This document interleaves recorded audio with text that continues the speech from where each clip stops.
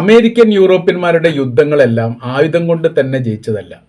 അവർ യുദ്ധത്തിൽ ഭീകരമായിരിക്കുന്ന നുണപ്രചരണങ്ങൾ നടത്തും, കള്ളത്തരങ്ങൾ ചെയ്യും, നുണപ്രചരണങ്ങൾ നടത്തുകയും ചെയ്യും.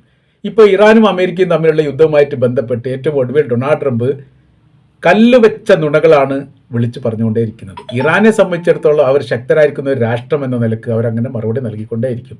പല രാജ്യങ്ങളും അതിന് മറുപടി നൽകിയിട്ടില്ല. ഇറാഖോ ലിബിയയോ സുഡാനോ സിറിയയോ ഈജിപ്തോ ആ കാലഘട്ടത്തിൽ അവരുമായി ബന്ധപ്പെട്ട ആഭ്യന്തര വിഷയങ്ങൾ ഉണ്ടായ സമയത്ത് അമേരിക്കയുടെ പ്രസിഡന്റുമാർ ഒന്നുകിൽ ബുഷ് ആയിരിക്കും അല്ലെങ്കിൽ ബൈഡൻ ആയിരിക്കും, അവരെന്താണോ പറയുന്നത് അപ്പടി സ്വീകരിച്ചു എന്നതിനപ്പുറമായ രീതിയിൽ ലോകം അങ്ങനെ വിശ്വസിച്ചു എന്നതിനപ്പുറം പ്രതികരിക്കാൻ വേണ്ടിയിട്ട് ത്രാണിയുള്ള ഒരു ഭരണ സംവിധാനം അതിന് തുടർച്ചയായിട്ടുണ്ടായിട്ടില്ല. കാര്യം എന്ന് പറഞ്ഞാൽ അവിടെയൊക്കെ ഒരു ഏകാധിപത്യ സംവിധാനത്തിലേക്കാണ്, ഒരു രാജ്യം ഒരു നേതാവ് എന്ന തരത്തിലാണ്. അപ്പോൾ സദ്ദാം ഹുസൈന് ശേഷം ആര് എന്ന ചോദ്യത്തിന് ഉത്തരം പറയാൻ സാധിച്ചിട്ടില്ല. ലിബിയയുടെ പ്രസിഡന്റ് കേണൽ ഗദ്ദാഫിക്ക് ശേഷം ആര് എന്ന ചോദ്യത്തിന് ഉത്തരവില്ല. സിറിയയുടെ പ്രസിഡന്റ് ഇപ്പോൾ റഷ്യയിലേക്ക് നാട് വിട്ടുപോയ ബസർ അസദ്, അയാൾക്ക് ശേഷം ആര് എന്ന ചോദ്യത്തിന് ഉത്തരവില്ല.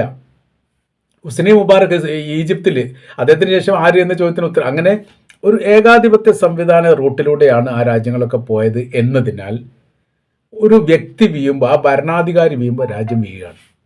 പിന്നീട് അതിജീവനം പുനരുദ്ധാരണം ഒന്നും ഉണ്ടാവില്ല. അവിടെയൊക്കെ പിന്നീട് അമേരിക്കയുടെ നിയന്ത്രണത്തിലേക്ക് കാര്യങ്ങൾ നീങ്ങിക്കൊണ്ടിരിക്കുന്നു എന്നുള്ളത് യാഥാർത്ഥ്യമാണ്. ഇപ്പോൾ നമുക്ക് വായിച്ചെടുക്കാൻ വേണ്ടി സാധിക്കുന്ന ഒരു യാഥാർത്ഥ്യം അങ്ങനെ തന്നെയാണല്ലോ. ഇറാനിലെ ഏകാധിപത്യ സംവിധാനമല്ല, ഇറാനിൽ വ്യവസ്ഥാപിതമായിരിക്കുന്ന ജനാധിപത്യ സംവിധാനമാണ്. അതുകൊണ്ട് തന്നെ ഒന്നിന് പകരം ഒന്നായിട്ട്, അതിന് പിറകെ മറ്റൊന്നായിട്ട്, അതിന് പിറകെ വേറൊന്നായിട്ട്, അങ്ങനെ ഒരു തുടർച്ച അവിടെ ഉണ്ട്. അതുകൊണ്ടാണ് ആയത്തുള്ള അലി ഖംനായി എന്ന് പറയുന്ന ഇറാൻ്റെ ആത്മീയ നേതാവ്, ഷിയാക്കളുടെ ആത്മീയ നേതാവ്, ലോകാടിസ്ഥാനത്തിലുള്ള ഷിയാക്കളുടെ ഏറ്റവും ഉന്നതരായിരിക്കുന്ന നേതാവ് കൊല്ലപ്പെട്ടിട്ടും രാജ്യം വീണില്ല. പകരം ഒരാളുണ്ട്.